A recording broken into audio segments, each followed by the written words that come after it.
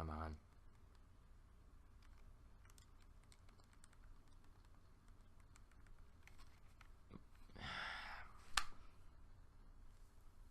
Oh, hello there.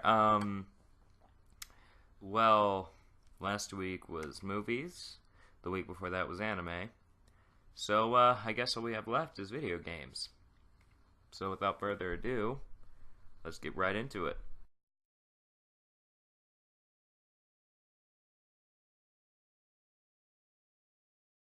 Now, granted, I might be a slight bit of a nerd when it comes to sports games. It usually just doesn't appeal to me. I'm like, why would I play a sports game when I can watch the sport?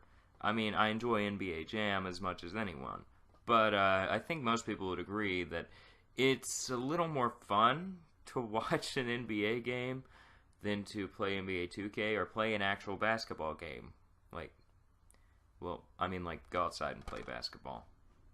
Go outside and exercise, kids. Welcome back to the 90s. Anyway, so yeah, I guess we're going to start with my number 10, Mario Strikers Charged. Soccer seems to be the one offender of that. I get easily bored with soccer, but somehow, some way, this game, with its very basic mechanics, keeps me entertained. Well, first off, look at this visual style. If I told you this was a Mario game, until you saw Mario just now, you would not believe me. And I wouldn't blame you. This game, oh my word. I'm surprised that Nintendo let them get away with this. Fences that electrically shock you, see even Bowser surprised by that. And just kind of captures the thing that I think most people watch soccer for. I don't watch it, but I've heard it's a lot about the attitude of the players and the reactions. Because when it comes to soccer, it's one of those sports where I think it's really boring because there's such a large field. I can see why people enjoy it, but the field's so large. And, well, Mario Strikers just kind of captures that attitude with it. It has some attitude in its visual style, as you can see. But anyway, let's continue.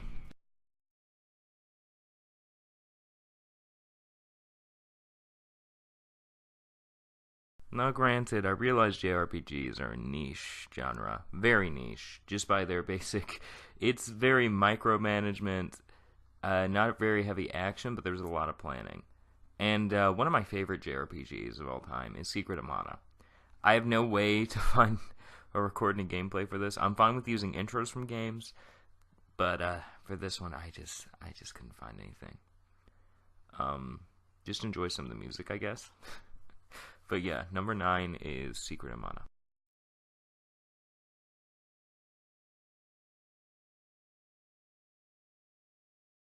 Now, granted, Mario games are one of those series of games that I think, for me personally, I've always liked, but they've never been my favorites.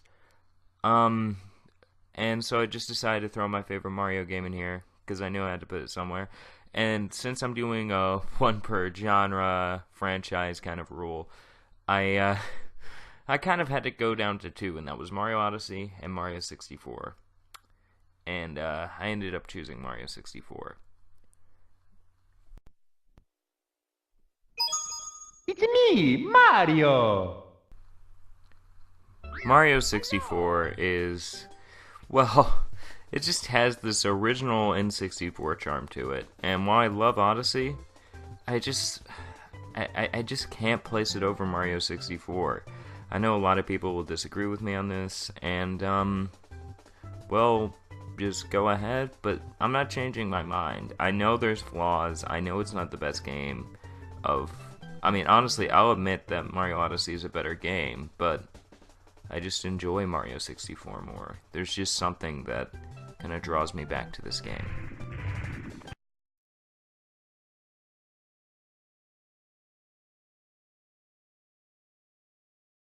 Let's take a second to talk about this franchise before I get into the number. Metroid is, well, it's one of those franchises that I feel like for Nintendo, they really want to make mainstream, but it's still semi-niche. Honestly, if you ask a decent amount of people, like for me at least, I know it's not this way for most people, I feel like the three Nintendo characters who I would say are the most, if you ask who I think the three most important and influential are, I would say Samus, Link, and Mario. Because Mario invented the platformer, Link invented, well, the dungeon crawler, and you can say the action RPG, but I want to just leave it a dungeon crawler in a gameplay format. And Samus invented the Metroidvania style. And I'm not saying they were the first to do these things, but Donkey Kong invented it in arcades, so yeah. If not that, they were the ones to popularize these concepts. However, of the three, I feel like Samus and the Metroid series is the one that has gotten the least attention for it. And if there's one game from the Metroid series that I feel like encapsulates just how good these games can be, it is Super Metroid on the Super Nintendo. If there's one word I can use to describe Super Metroid, it's atmosphere. This game can genuinely scare me. And I don't mean like a horror game kind of scary, but it makes me so uneasy. It's one of the very few games where I will say approaching a boss can sometimes be just as good of an experience as fighting the boss.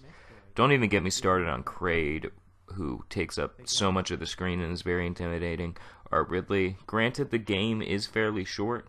However, if you want to really dig into it, you can actually, I don't know, if you learn most of the techniques, it's fairly open-ended, I guess is a good way to put it. It's a very challenging game, and one I think every self-respecting Nintendo fan should play at least once.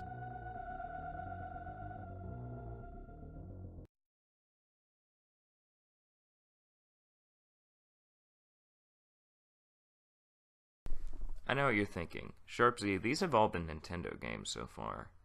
To which I say you're not wrong. A decent amount of what I play and enjoy playing is Nintendo, just because I know that there's going to be at least a semblance of quality in it. And I just enjoy what they make. I mean, I'm not gonna even try to hide that. But I'm gonna kind of break the mold here a little bit. This game did come out on a Nintendo console first. However, it's come out on almost every platform since then. And the game I'm talking about is, in my opinion, one of the best indie games of all time, Shovel Knight. Shovel Knight is just, man, it's everything I love about retro games, but with none of the drawbacks. This is how you do a throwback, people. They fixed what's wrong with some of the old NES games, for example, sprite flickering. I feel like there might be an option for that somewhere. I'm not sure, though. But they fixed a lot of the old issues, parallax scrolling, and a whole bunch of other modern stuff was added in, but usually people don't tend to notice. In my opinion, it looks almost like an SNES game that was a throwback to an NES game with how good it is. And that's not even getting into the 2 expansion campaigns, which I haven't completed Plague Knights yet, but Spectre Knight, oh my word, it is amazing. The base mechanics for platforming in this game alone are some of the, well, they're some of the best platforming mechanics I had seen in a long time.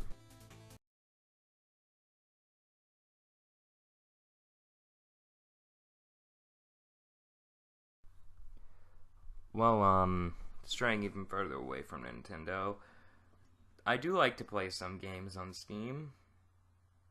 Not too many, and granted, this one I played with a friend on his PlayStation to play the co-op, and I can safely say that Portal 2 is, oh man, it's my favorite.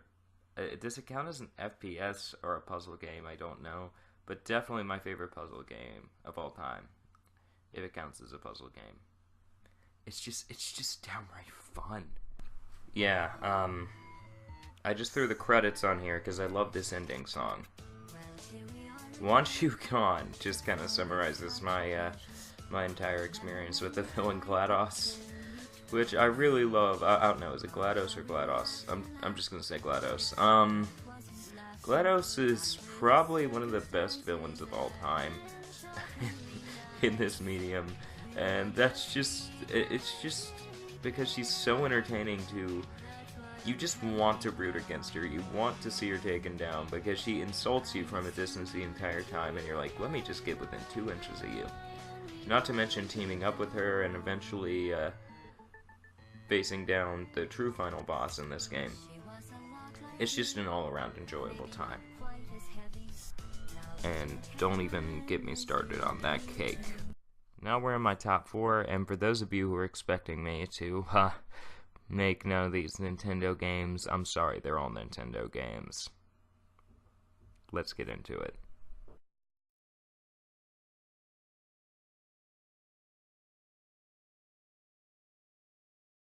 Granted, if there's one thing that I like about the Kirby series, it's downright fun to play with friends. And Star Allies isn't on here, but there's only one Kirby game that I found for me personally hits that balance between fun for myself and fun with friends. And that is Kirby Superstar, and I'm putting Superstar Ultra here as well. They're both equally good games. So you see, King Dedede comes in to club with that there Kirby, and that's how we get one of the storylines. The other one, Kirby goes after Bird, and then in the other one, let me just say my friend. I find this stuff the hard way. Do not put Kirby onto big skyboat. Kirby will crash big skyboat. Me and all my men nearly died. And that Fatso tried to steal all food. I just want to make Dreamland like a aerobic gym. Everyone way too lazy. Hi! Okay, yeah, that's basically my summary. What, you were expecting gameplay? It's Kirby. They all play very similarly. Fine, you know what? Here, I'll just give you this. Dedede, that's the name you should know. Dedede, he's the king of the show. You'll holler and hoot, he'll give Kirby a boot. Dedede is the one. I do not own this. Full credits to Cody Urim. He is a small YouTube channel of about 2K. I'm saying that and I'm less than 100, but yeah, full credit for him to making this intro.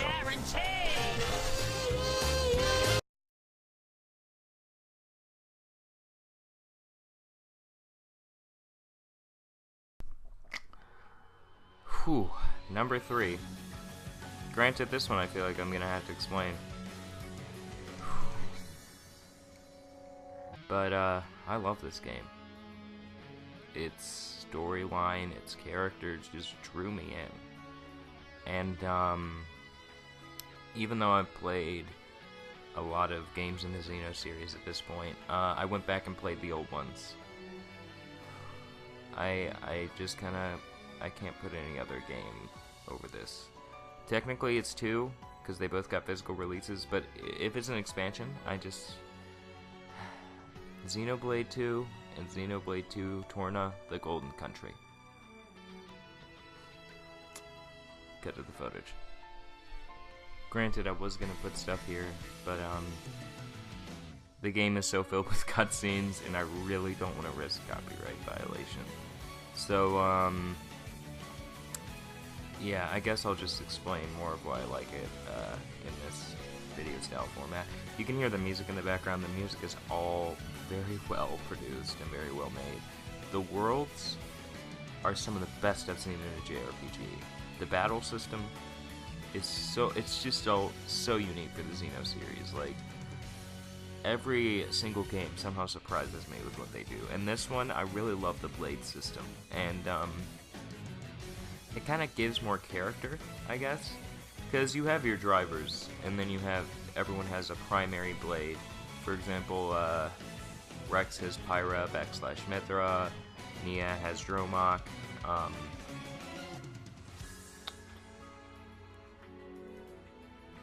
I forget the name of Zeke's blade. And I forget the name of...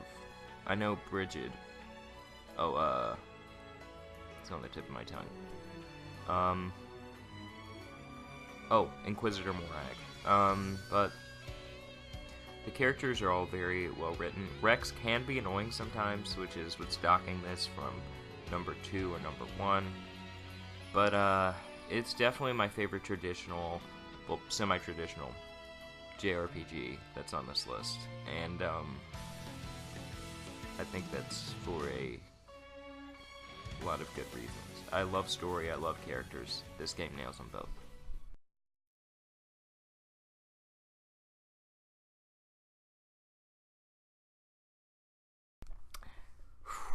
Well, we're into my top 2 now. And, well, this is where it gets a little bit emotional for me. Since Xenoblade 2 and Torna, I actually bought the digital release of Torna rather than physical. I prefer physical release, but since it was an expansion and I already had the original, I thought might as well just buy the expansion on the eShop so I can just play it out of the original. But this next game, as a lifelong Smash Bros. Fan, ever since I played Brawl, I think was my first game, I just kind of grew to love the series. And part of the reason this list is last is I was debating with myself whether this is the right choice. Because this game has been out for less than a year. And, you already know what it is. It's Super Smash Bros. Ultimate. Let's start by saying all my minor nitpicks from the past games and all the stuff I love from past games is back. Not just the roster, but some of the best stages of all time, a great intro, and single-player content that kept me busy. I beat this game, and it took me nearly 100 hours to do so.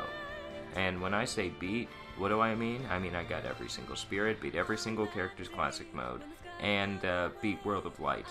I haven't beaten New Game Plus, obviously, but I have beaten World of Light. And, well, just the amount of time I was able to spend in this game, not just by myself, but also with a group of people, has made it by far my favorite Smash game and the best Smash experience I have had yet.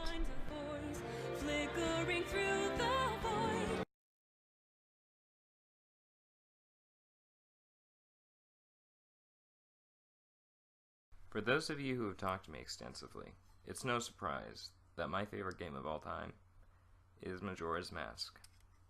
Now some of you are probably asking why not Ocarina of Time, and I'll explain it. Ocarina of Time, in my opinion, is great as a Zelda game. And I love the Zelda series, don't get me wrong. It's a great game. It's one of the best games of all time for sure. But Majora's Mask just speaks more to me. And I don't know how to put this. I feel like the characters in Majora's Mask are so well written. And sure, the time mechanic annoys some people, but I actually love it. Part of it's probably because I enjoy RPGs, so I enjoy layering my time, so to speak, and planning out what I'm going to do for a day. Majora's Mask. Dark, ominous, perfect, in my opinion. I know there are flaws, but, oh man, the transformation masks, the characters, and just the very villain. I prefer Skull Kid to Ganondorf, personally, and I mean, not as a recurring villain, but he's perfect as a one-shot Zelda villain, and in my opinion is the best at his job. And just Clocktown, I can remember Clocktown. I can remember some of the residents. Heck, I mean, I know the assets are reused from Ocarina of Time, but, sometimes I refer to them by their Majora's Mask names. And, I mean, it did introduce Tingle, so, that's one downside. But everything else in this game is just so well done. It was made in 1 year, and I think that production time made the staff reach deep down to find inspiration on how to craft this game, and they did a great job of it. It's the only game, but aside from Xenoblade 2, that has ever made me cry. And it's also a game that I feel like the journey becomes personal. It's a Zelda game where it realizes the focus of certain people like me as the side quests and the characters around you. Because you could just run through the entire game without doing any side quests, but you would be doing yourself a disservice. This game is the best side quest in the Zelda series. And I mean the fierce deity mask, the transformation masks, just the mask mechanic in general is great. And that makes Majora's Mask my #1 game of all time. Until next time, guys, this is SharpZ, signing off.